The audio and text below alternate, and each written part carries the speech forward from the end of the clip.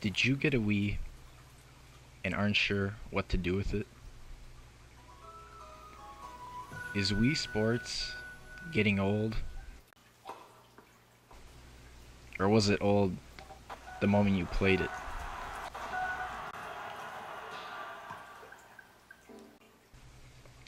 Well, this video aims to make sure your Wii gets as much use as possible, because it's a shame to let such a great system go unused when it has so much potential. Don't like the waggle of the Wiimote? You can always play games that utilize the classic controller, GameCube controller, Guitar Hero guitar controller, or even the Wii balance board. Even if you don't like games that much, there's always the Me channel,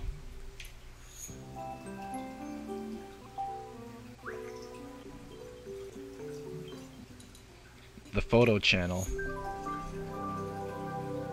the Forecast channel, the News channel, the Internet channel, and the Everybody Votes channel, and more. Anyways, chances are you are probably watching this because you need something new to play. I'm not going to go too in-depth here. This is just to let you know what's out there, and if you're interested in one of these titles, you can do some extra research on your own. So, let's get started. The Wii not only can play Wii games, it can also play every GameCube disc out there. Even if you didn't own a GameCube, I highly suggest investing in 1 or 2 GameCube controllers and a memory card, and then go to eBay or GameStop and get some of the dirt cheap used games they have.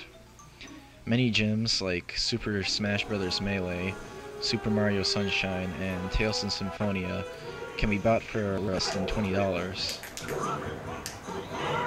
And lesser known titles like 007 Nightfire for less than $10.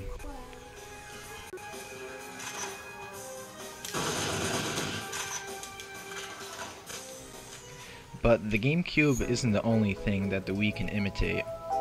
While the Wii can go as far back as the GameCube for backwards compatibility, you also can download classic games on the Wii's Virtual Console service in the Wii Shop channel. There are almost 300 titles currently available across the span of Nintendo and third-party consoles such as the NES, SNES, Nintendo 64, Sega Genesis, and Neo Geo. Nintendo has even been kind enough to bring over a few titles that were never available here before, like the original Super Mario Bros. 2, known as The Lost Levels here now.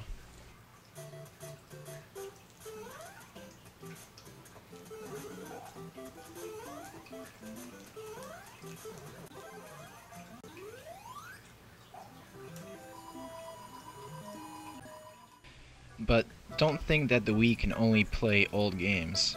If you're looking for new stuff, there is also the Wiiware service available, which brings new original titles from small indie developers like 2D Boy to well-known publishers like Capcom and Square Enix. One great Capcom title that is a throwback to old NES titles is Mega Man 9.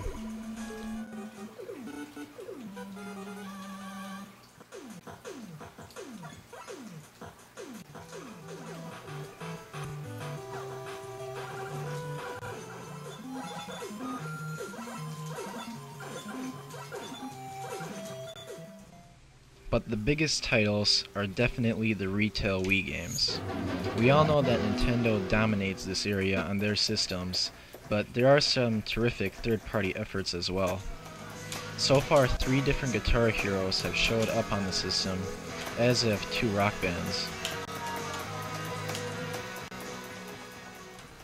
While the earlier efforts of these 2 series are a tad weak, by their latest entry, Guitar Hero World Tour and Rock Band 2 respectively, both series seem to have found their sweet spot and are really pushing the boundaries of what the Wii can do, such as providing character and song creation tools and downloadable songs. Personally, I think you should look at what songs each game contains and how much you are willing to spend before investing in this expensive genre of gaming.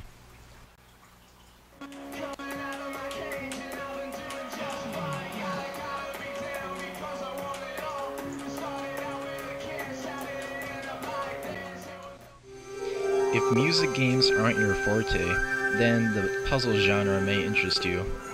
A great title is Zack and Wiki, a very charming puzzle game that seems like an adventure game at first glance. It can be challenging at times, but its great visuals and characters are too good to miss. It didn't sell as well as it should have, so it should be a pretty cheap game to find too.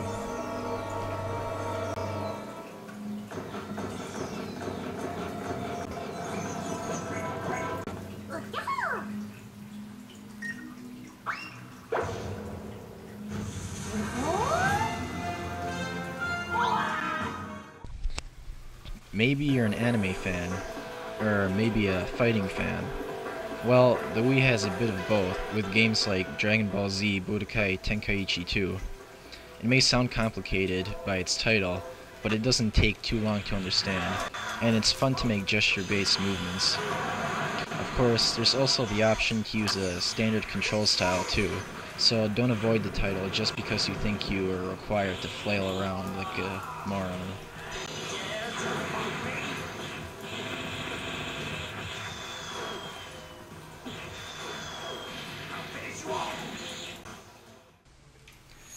Perhaps you feel more inclined to laugh and just party?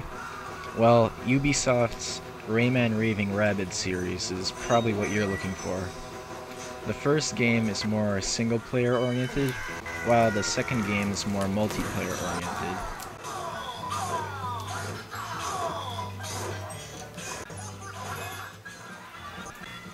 I personally enjoyed the first more than the second, but maybe that's just me. There's also a third one that utilizes the balance board, but I didn't show that one here.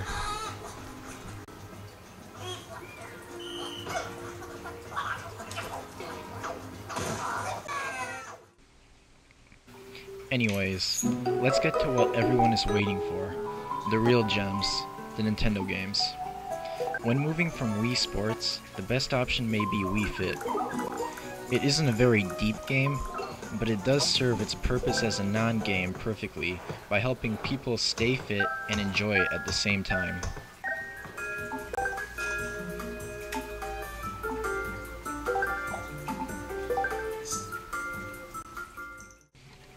Animal Crossing City Folk may be the best place to start for people getting into video games with the Wii. It's slow paced, so you don't have to worry about reflexes or anything like that. It's similar to The Sims in that you control a character through daily life, but it's much more than that. It follows the real world's calendar, and you get to celebrate the same holidays that you celebrate in real life.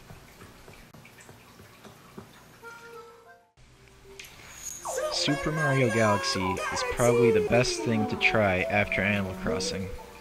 It's a 3D platformer with everyone's favorite plumber, but brings to the table some new twists.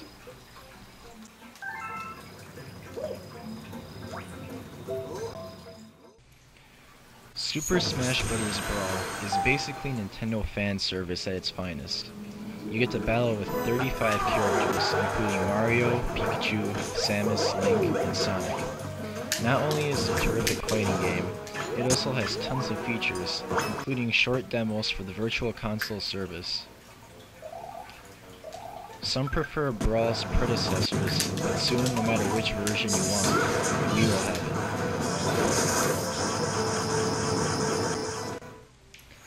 The Legend of Zelda Twilight Princess was originally a GameCube game, but that doesn't mean it's bad in any way. It's a very deep game that provides an epic adventure unlike you've probably seen. While moving the Wiimote around for sword swings is necessary and doesn't feel innovative, things like pointing for shooting arrows work very well. However, I highly recommend checking out The Legend of Zelda Ocarina of Time first, which is available on the Virtual Console.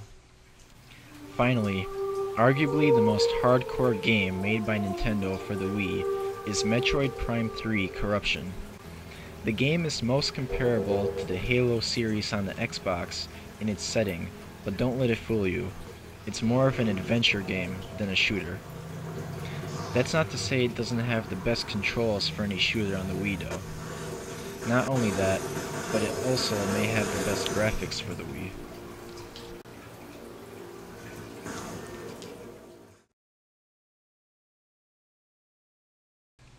Well, that's it. I could potentially show you dozens of other games that are worth a try for the Wii, or the GameCube, but then this video would be too long, and you would all lose interest. However, as this video gets older, be sure to keep your eyes peeled for new games not shown or mentioned here. In all, I hope this video convinced you that the Wii is worth a try, and thanks for watching.